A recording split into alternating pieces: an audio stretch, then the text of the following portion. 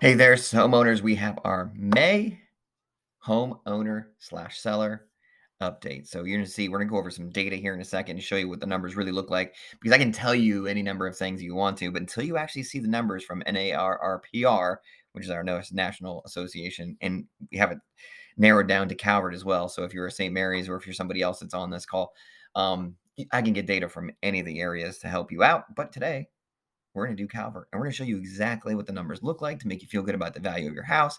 Because even though you're not selling necessarily right now, it's good to just know where you're at, where you stand.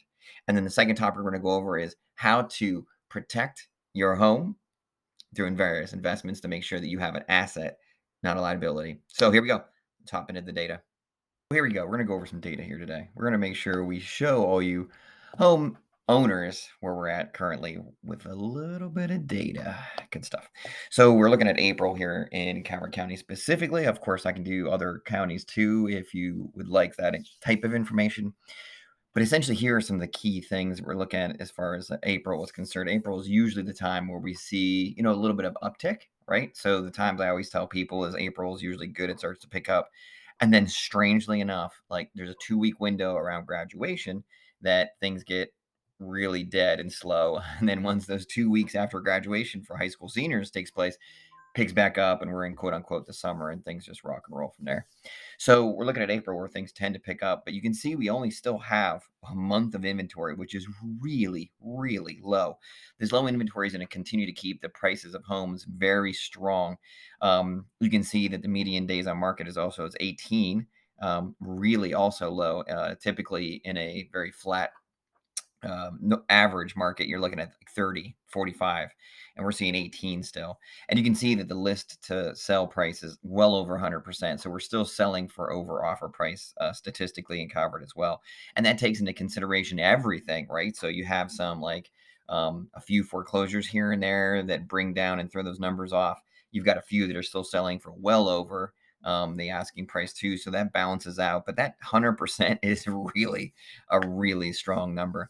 And you can see also that the median sold price is still 447, and that has way across the entire county. So from North End Dunkirk, where you see higher prices, and the lower end where you see Lusby, the farther away from DC, typically the lower we're going to see our values, just because DC ends up paying a little more. That's just geographically the way it works. You can see even that is up 6%. So we're still looking really strong in our market here, and that's the proof of it. You can see all of our numbers across the board where the median values are up, right? The 12-month change prices are still going up, and that is really reliant on that inventory being still so low. We get a lot of new listings. We have 124 new listings, which again is really low. We're starting to see more than the last few months, but that is really typical in the months of August and August. April starts with the letter A. April and May and June, number of properties typically goes up. So that is really a good number. But 124 is really still low.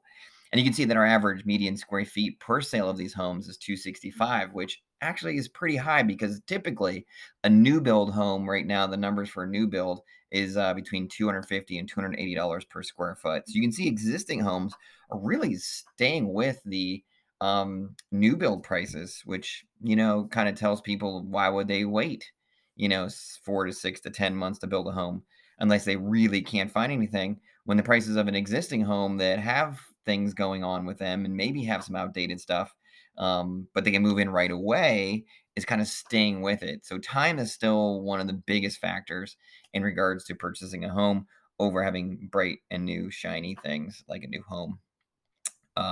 We have the active listings. We only have 117 active.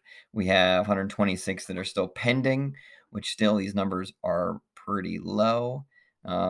And then sold. So the sold number of properties over the last month, 100. Again, these numbers are still really low. Inventory is low. Things are going quickly. Days on market still 18. That is really quick. And you can see the sold, the median price per square foot, a little bit lower, which shows that the prices are going up still, right? So even though it's going down over the last few months, as far as like what they were selling for price per square foot in February and January and December, we are still seeing it going up April, May, and June price per square foot, which shows the prices are going higher. Inventory staying low, price per square foot is getting higher. And there we go, the last few years, right? The number of inventories going down. You can see that drastically. 19, we had a lot of homes per person. The supply months of supply way higher in July of 19, going down, going down, going down. Darn, sold.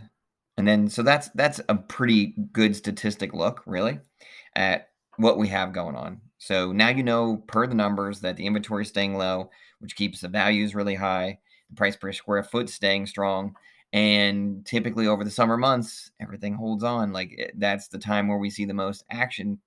Um, People want to get in and out before school starts back up, things of that nature. So homeowners, you're still in really good shape. I'm not saying you probably should go out and refinance. I think that's a whole nother conversation, that the interest rates aren't twos and threes like they were before, but do know that the values are staying strong on your homes. All right, so today we're going to wrap up by talking about our recent um, collaboration with Transamerica. So we have Transamerica on our side now because one of the things I always wanted to do was help provide our home buyers and sellers with opportunities beyond the house. I mean, selling and buying houses is a huge responsibility, but I also want to make it an asset, not a liability. So some of the things that I'm doing, because I'm not giving financial advice, one of the things that I'm doing as far personally is I'm setting up things like an IUL. So an IUL is a life insurance policy, and I want to make sure that it covers the value of my house. We have an investment house as well, so it covers both houses. So if something happens to me, but hopefully not, but if something happens to me, that death benefit covers both houses. So my wife Jen will never have any responsibilities, never have to worry about things. She can just move on and marry Chris Helmsworth like she's always wanted to. That's perfect for her. Now, at the same time, the IUL is a money building asset. Right now, I've got it currently growing at 6, 7%, somewhere in that area. It can raise up to 13% at any given time. It can go down to 0.7%, but it can never lose money. So as it's there protecting me and my family, it's also growing money that I can actually tap into and use in case of emergencies too. How does that work? So what I do is I can borrow some of the money out of it at 2% to buy, like if the car dies, if I find an investment property or if something happens, I can pull it out, 2% interest any after the year is up, after the year is up.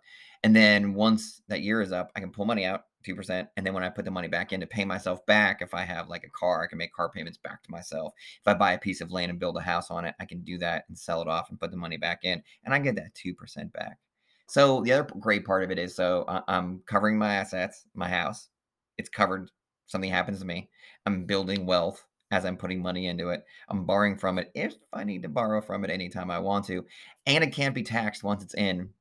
It's done. I can't be taxed. So it's also like a retirement fund. So I have all these different assets to this particular platform. And so I try to talk into my young buyers who are purchasing homes. You got to get into something that's not necessarily life insurance, because life insurance is great, but it doesn't build the wealth you need. Or what about a whole life? You can do a whole life, but borrowing money in and out is very complicated and very expensive.